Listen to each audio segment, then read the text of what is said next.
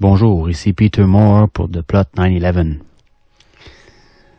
Avez-vous entendu parler de l'Islande récemment? Non? Pourquoi? Ben, si quelqu'un croit qu'il n'y a pas de censure actuellement, qu'il nous dise pourquoi on a tout su au sujet de ce qui se passe en Égypte, en Syrie et en Libye, et pourquoi les journaux n'ont absolument rien dit sur ce qui se passe en Islande, eh bien, écoutez bien ceci. En Islande, le peuple a fait démissionner un gouvernement au complet. Les principales banques ont été nationalisées et il a été décidé de ne pas payer la dette contractée par ces dernières auprès des banques de Grande-Bretagne et de Hollande, dette générée par leur mauvaise politique financière.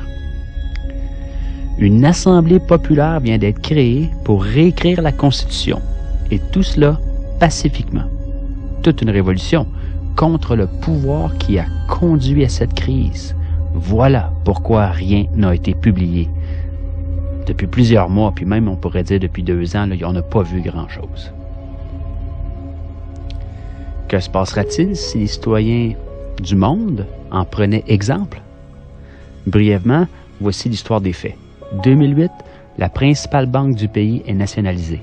La monnaie s'effondre, la bourse suspend son activité, le pays étant banqueroute. 2009, les protestations citoyennes contre le Parlement font que des élections anticipées sont convoquées. Elles provoquent la démission du premier ministre et en bloquent de tout le gouvernement. La situation économique désastreuse du pays persiste. Par le biais d'une loi, il est proposé à la Grande-Bretagne et à la Hollande le remboursement de la dette par les paiements de 3 500 millions d'euros.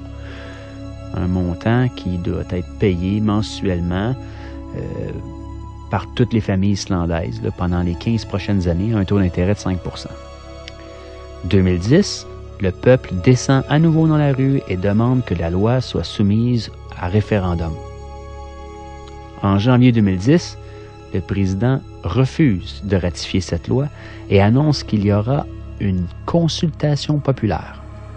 En mars, le référendum a lieu et le non au paiement de la dette remporte 93 % des voix. Pendant ce temps, le gouvernement a entamé une investigation pour régler juridiquement la responsabilité de la crise. Les détentions de plusieurs banquiers et cadres supérieurs commencent. Là, je parle de prison, là.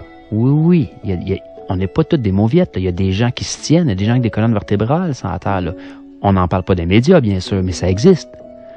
Interpol lance une enquête et tous les banquiers impliqués quittent le pays. C'est comme des rats qui quittent le navire, là. Dans ce contexte de crise, une assemblée est élue pour rédiger une nouvelle constitution qui reprend les leçons apprises de la crise et qui se substitue à l'actuelle, qui est une copie, dans le fond, de la constitution danoise. Pour ce faire, on a recours directement au peuple souverain. On élit 25 citoyens sans filiation politique parmi les 522 qui se sont présentés aux candidatures. Pour cela, il faut être majeur et recueillir le soutien de 30 personnes. Assez simple.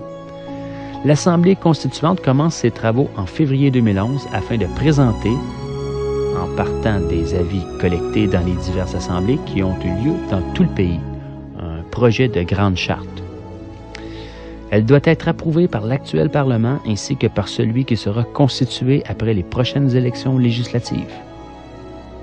Voici en bref l'histoire de la révolution islandaise. Démission en bloc de tout un gouvernement, nationalisation de la banque, référendum pour que le peuple puisse se prononcer sur des décisions économiques fondamentales, emprisonnement des responsables de la crise, réécriture de la Constitution par les citoyens.